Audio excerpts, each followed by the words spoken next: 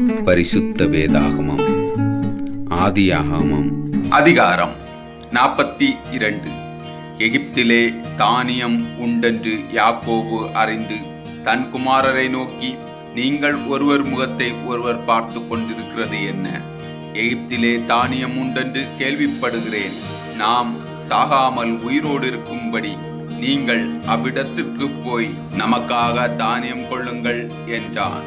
யோசேப்பின் சகோதரர் 10 பேர் தானியங்கள் கொள்ள எகிப்துக்கு போனார்கள். யோசேப்பின் தம்பியாகிய பென்யமீனுக்கு ஏதோ மோசம் வருவது என்று சொல்லி யாக்கோபு அவனை அவன் சகோதரனோடே அனுப்பவில்லை. கானான் தேசத்திலே பஞ்சம் உண்டாயிருந்தபடியால் தானியம் கொள்ள போகிறவர்களுடனே கூட இஸ்ரவேலின் குமாரரும் போனார்கள். யோசேப்பின் அத்தேசத்து அதிபதியாயிருந்து தேசத்தின் ஜனங்கள் யாவருக்கும் விற்றான். யோசேப்பின் சகோதரர் வந்து முகம் குப்புற தரையிலே விழுந்து அவனை வணங்கினார்கள். யோசேப்பு அவர்களை பார்த்து தன் சகோதரர் என்று அறிந்து கொண்டான். அறிந்தும் அறியாதவன் போலே கடினமாய் அவர்களோடு பேசி, நீங்கள் எங்கே இருந்து வந்தீர்கள் என்று கேட்டான். அதற்கு அவர்கள், கானான் தேசத்திலிருந்து தானியம் கொள்ள வந்தோம் என்றார்கள். யோசேப்பு அவர்களை தன் சகோதரர் என்று அறிந்தும் அவர்கள் அவனை அறியவில்லை. யோசேப்பு அவர்களை குறித்து தான் கண்ட சொற்பனங்களை நினைத்து அவர்களை நோக்கி, நீங்கள் வேவுக்காரர்கள், தேசம் எங்கே திறந்து கிடக்கிறது என்று பார்க்க வந்தீர்கள் என்றான். அதற்கு அவர்கள், அப்படியல்ல ஆண்டவரே, உமது அடியவராகிய நாங்கள் தானியம் கொள்ள வந்தோம். நாங்கள் எல்லோரும் ஓர் தகப்பனுடைய பிள்ளைகள். நாங்கள் நிஜஸ்தர், உமது அடியார் வேவுக்காரர் அல்ல என்றார்கள். அதற்கு அவன், அப்படியல்ல, தேசம் எங்கே திறந்து கிடக்கிறது என்று பார்க்கவே வந்தீர்கள் என்றான். அப்போது அவர்கள், உமது அடியாராகிய நாங்கள் 12 சகோதரர்கள், கானான் தேசத்தில் இருக்கிற ஒரு தகப்பன் புத்திரர். இளையவன் இப்பொழுது எங்கள் தகப்பனிடம் இருக்கிறான், ஒருவர் காணாமல் போனார் என்றார்கள். யாசோப்பு அவர்களை நோக்கி, உங்களை வேவுக்காரர் என்று நான் சொன்னது சரி. உங்கள் இளைய சகோதரன் இங்கே வந்தாலொழிய நீங்கள் இங்கே இருந்து புறப்படுவது இல்லை என்று போர்வானின் ஜீவனை கொண்டு ஆணையிட்டு சொல்லுகிறேன். இதிலே நீங்கள் சோதிக்கப்படுவீர்கள். உங்கள் சகோதரனை அழைத்து வரும்படி உங்களில் ஒருவனை அனுப்புங்கள். உங்களிடத்தில் உண்மை உண்டோ இல்லையோ என்று உங்கள் வார்த்தைகள் சோதிக்கப்படும் அளவும் நீங்கள் காவலில் இருக்க வேண்டும். இல்லாவிட்டால் நீங்கள் வேவுக்காரர்கள்தான் என்று பார்வோனின் ஜீவனை கொண்டு ஆணையிட்டு சொல்லுகிறேன் என்று சொல்லி அவர்களை எல்லோரையும் 3 நாள் காவலிலே வைத்தான். 3ஆம் நாளிலே யோசேப்பு அவர்களை நோக்கி, நான் தேவனுக்கு பயப்படுகிறவன். நீங்கள் உயிரோடு இருக்கும்படி ஒன்றும் செய்யுங்கள். நீங்கள் நிஜஸ்தரானால் சகோதரனாகிய உங்களில் ஒருவன் காவற்கூடத்தில் கட்டுண்டிருக்கட்டும். மற்றவர்கள் புறப்பட்டு பஞ்சத்தினால் வருந்துகிற உங்கள் குடும்பத்திற்கு தானியம் கொண்டு போய் கொடுத்து உங்கள் இளைய சகோதரனை என்னிடத்திற்கு அழைத்து கொண்டு வாருங்கள். அப்பொழுது உங்கள் வார்த்தைகள் மெய்யென்று விளங்கும், நீங்கள் சாவதில்லை என்றான்.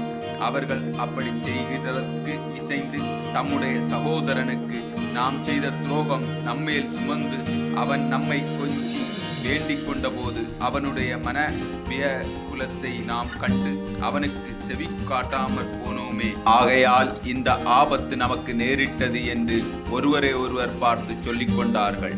அப்பொழுது ரூபன் அவர்களை பார்த்து, இளைஞனுக்கு விரோதமாக பாவம் செய்யாதிருங்கள் என்று நான் உங்களுக்கு சொல்லவில்லையா? நீங்கள் கேளாமற் போனீர்கள். இப்பொழுது இதோ இவன் இரத்தப் பழி நம்மிடத்தில் வாங்கப்படுகிறது என்றான். யோசேப்பு துபாசியை கொண்டு அவர்களிடத்தில் பேசினபடியால் தாங்கள் சொன்னது அவனுக்கு தெரியும் என்று அறியாதிருங்கள். அவர்கள் அவர்களை விட்டு அப்புறம் போய் அழுது திரும்ப அவர்களிடத்தில் வந்து அவர்களோடு பேசி அவர்களில் சிமியோனை பிடித்து அவர்கள் கண்களுக்கு முன்பாக கட்டுவித்தான்.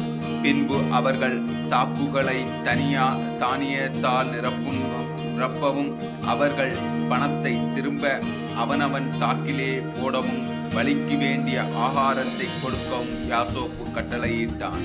அப்படியே அவர்களுக்கு செய்யப்பட்டது. அவர்கள் அந்த தானியத்தை தங்கள் கழுதைகள் மேலே ஏற்றிக்கொண்டு அவ்விடமிட்டு புறப்பட்டு போனார்கள்.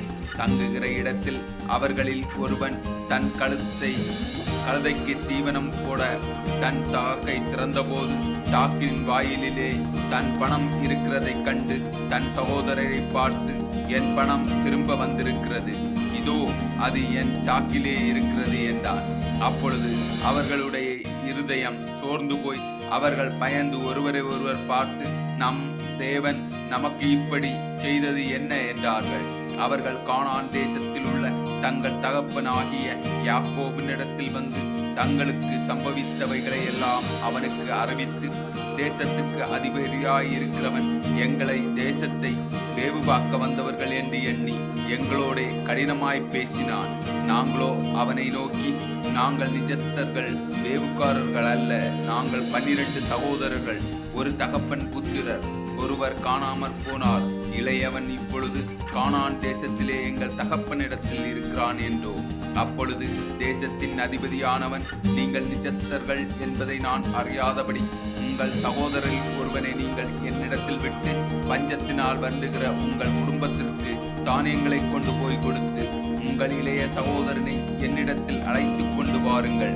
அதனாலே நீங்கள் வேவுக்காரர்கள் அல்ல, நிஜஸ்தர்கள் என்று நான் அறிந்து கொண்டு உங்கள் சகோதரனை விடுதலை செய்வேன். நீங்கள் இந்த தேசத்திலே வியாபாரம் பண்ணலாம் என்றான் என்று சொன்னார்கள்.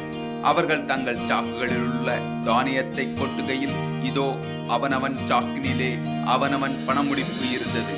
அந்த பணமுடிப்புகளை அவர்களும் அவர்கள் தகப்பனும் கண்டு பயந்தார்கள். அவர்கள் தகப்பனாகிய யாக்கோபு அவர்களை நோக்கி, என்னை பிள்ளையற்றவனாக்குகிறீர்கள், யோசோப்பு இல்லை, சிமியோனும் இல்லை, பென்யமீனையும் கொண்டு போக பார்க்கிறீர்கள், இதெல்லாம் எனக்கு விரோதமாய் நேரிடுகிறது என்றான். அப்பொழுது ரூபன் தன் தகப்பனை பார்த்து, அவனை என் கையில் ஒப்படையும், நான் அவனை திரும்ப உம்மிடத்தில் கொண்டு வருவேன். அவனை கொண்டு வராவிட்டால் என் 2 குமாரரையும் கொண்டு போடும் என்று சொன்னான்.